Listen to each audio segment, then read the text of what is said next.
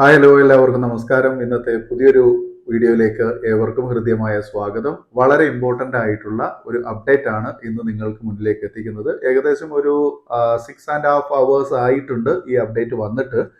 മറ്റൊന്നുമല്ല, നമ്മുടെ +1 equivalency exam എഴുതിയ പഠിതാക്കളുടെ റിസൾട്ട് പബ്ലിഷ് ചെയ്തിട്ടുണ്ട് എന്നുള്ള കാര്യമാണ്. ചിലപ്പോൾ നിങ്ങളൊക്കെ അറിഞ്ഞിട്ടുണ്ടാകും. നിങ്ങളുടെ കോർഡിനേറ്റേഴ്സ് വഴിയോ അല്ലെങ്കിൽ നിങ്ങൾ ഉൾപ്പെടുന്ന മറ്റു പല ഗ്രൂപ്പുകളിൽ നിന്നൊക്കെ നിങ്ങൾ ചിലപ്പോൾ റിസൾട്ട് വന്നിട്ടുണ്ട് എന്ന കാര്യം അറിഞ്ഞിട്ടുണ്ടാകും. പക്ഷെ അത് എങ്ങനെയൊക്കെയാണ് ചെക്ക് ചെയ്യേണ്ടത്, ആരുടെയൊക്കെ റിസൾട്ടാണ് വന്നിട്ടുള്ളത് എന്നൊക്കെ കൃത്യമായിട്ട് ഞാൻ ഇന്നത്തെ ഈ വീഡിയോയിലൂടെ പറയാം. അപ്പോൾ കൃത്യമായിട്ട് നിങ്ങൾ വീഡിയോ മുഴുവനായിട്ടും അവസാനം വരെ കാണുക. എങ്കിൽ മാത്രമേ നിങ്ങൾക്ക് പറയുന്ന കാര്യങ്ങൾ മനസ്സിലാക്കിയെടുക്കാൻ കഴിയുകയുള്ളൂ.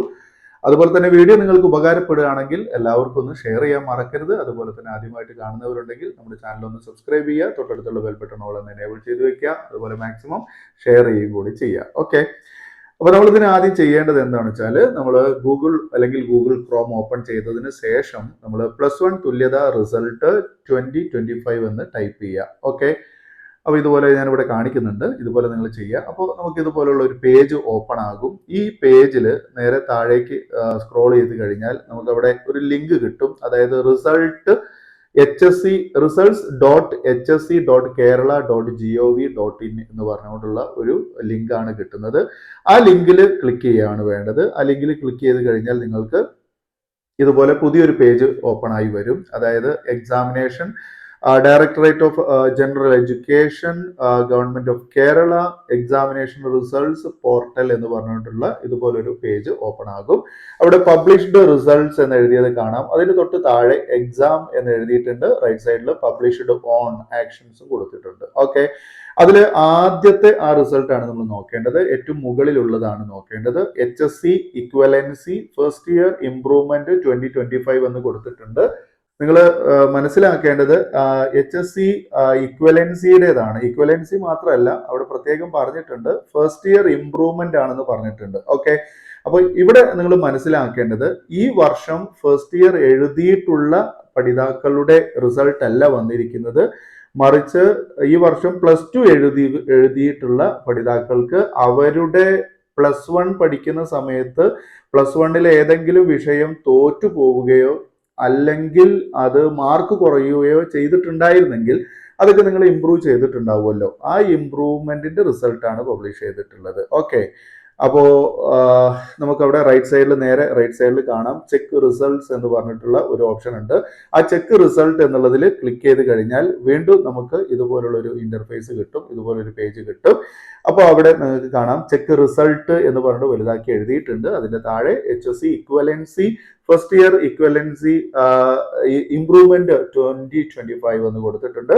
ദെൻ അതിന്റെ താഴെയാണ് നമ്മൾ ചെക്ക് ചെയ്യേണ്ട രീതി കൊടുത്തിരിക്കുന്നത്. എന്താ ചെയ്യേണ്ടത്? രജിസ്ട്രേഷൻ നമ്പർ കൊടുത്തിട്ടുണ്ട്. ഓക്കെ, അപ്പൊ നമ്മളുടെ +1 അതായത് നമ്മൾ ഇംപ്രൂവ് ചെയ്തിട്ടുള്ള വിദ്യാർത്ഥികൾക്ക് അല്ലെങ്കിൽ പഠിതാക്കൾക്ക് അതിന്റെ രജിസ്റ്റർ നമ്പർ ഉണ്ടാകും. ആ രജിസ്റ്റർ നമ്പർ നിങ്ങൾ എന്ത് ചെയ്യണം? ആ രജിസ്റ്റർ നമ്പർ നിങ്ങൾ അവിടെ ടൈപ്പ് ചെയ്ത് കൊടുക്കുക. ഓക്കെ, അതിന്റെ തൊട്ട് താഴെയായിട്ട് നമ്മൾ അതായത് ഈ register number 8 digit registration number എന്നുള്ളതാണ്. നിങ്ങളുടെ ഹോൾ ടിക്കറ്റിലുള്ള നമ്പറാണ് കൊടുക്കേണ്ടത് കേട്ടോ. ഓക്കെ, അതാണ് രജിസ്റ്റർ നമ്പർ എന്ന് പറയുന്നത്. അല്ലാതെ നിങ്ങളുടെ മെമ്മോ കാർഡിലുള്ള രജിസ്ട്രേഷൻ കാർഡിലെ നമ്പർ അല്ല, മറിച്ച് ഹോൾ ടിക്കറ്റിലുള്ള നമ്പറാണ്. ഓക്കെ, ദെൻ അതിന് താഴെ ഡേറ്റ് ഓഫ് ബർത്ത് കൊടുക്കാനുണ്ട്. ഡേറ്റ് ഓഫ് ബർത്ത് നമ്മൾ അവിടുന്ന് ഓപ്ഷൻ ചെയ്യുക. ഓക്കെ, നമ്മുടെ തെറ്റാതെ ഡേറ്റ്, മന്ത് ആൻഡ് ഇയർ ഒക്കെ കൃത്യമായിട്ട് കൊടുത്തതിന് ശേഷം നേരെ നമുക്ക് അവിടെ ഒരു ക്യാപ്ചിന കൊടുത്തിട്ടുണ്ട് അല്ലെ, അത് നമ്മൾ അതുപോലെ ആ ടെക്സ്റ്റ് ഫോം ഇമേജ് എന്ന് പറഞ്ഞിട്ട് കൊടുത്തിട്ടുണ്ട്. അത് അതുപോലെ തന്നെ താഴെ ടെക്സ്റ്റ് ചെയ്യുക. ടെക്സ്റ്റ് ചെയ്തതിന് ശേഷം താഴെ ചെക്ക് റിസൾട്ട് എന്നൊരു ബട്ടൺ കാണും. ആ ബട്ടണിൽ നമ്മൾ എന്ത് ചെയ്യുക? ക്ലിക്ക് ചെയ്യുക. ചെക്ക് റിസൾട്ട് എന്ന് പറഞ്ഞാൽ പച്ച കളറിൽ കണ്ടില്ലേ ഇത് കാണിച്ചിരിക്കുന്നത് പോലെ. അപ്പോൾ ചെക്ക് റിസൾട്ട് എന്നുള്ളതിൽ നമ്മൾ ക്ലിക്ക് ചെയ്യുക. അങ്ങനെ ചെക്ക് റിസൾട്ട് എന്ന് ക്ലിക്ക് ചെയ്ത് കഴിഞ്ഞാൽ നമ്മുടെ റിസൾട്ട് ഇവിടെ പേജായിട്ട് കാണും. ഓക്കെ, ഇനി അങ്ങനെ നിങ്ങൾക്ക് നേരെ അതിൽ പേജായിട്ട് കണ്ടു കഴിഞ്ഞാൽ അത് നിങ്ങൾക്ക് വേണമെന്നുണ്ടെങ്കിൽ സ്ക്രീൻഷോട്ട് ആയിട്ട് യൂസ് ചെയ്യാം. സ്ക്രീൻഷോട്ട് എടുത്ത് യൂസ് ചെയ്യാം. അതല്ലെങ്കിൽ പിന്നെ ചെയ്യാൻ പറ്റുന്നത് എന്താ വെച്ചാൽ വീണ്ടും നമ്മൾ അതിന്റെ ബാക്ക് സൈഡിൽ അതിന്റെ ലാസ്റ്റ് ഏറ്റവും താഴെ ബോട്ടം സൈഡിലായിട്ട് ഡൗൺലോഡ് PDF എന്ന് എഴുതിയിട്ടുണ്ട്. ചിലപ്പോഴേ നമുക്ക് PDF അവിടുന്ന് ഡൗൺലോഡ് ചെയ്യാൻ പറ്റുള്ളൂ. അതുകൊണ്ട് ഞാൻ ആദ്യം സ്ക്രീൻഷോട്ട് വെക്കാൻ പറഞ്ഞത്.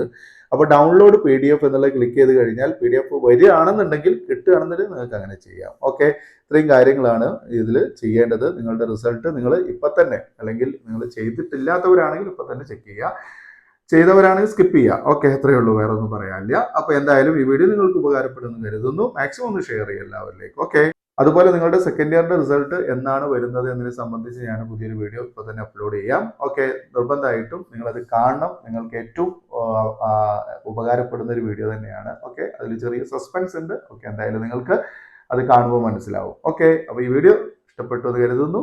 By, thank you so much for watching.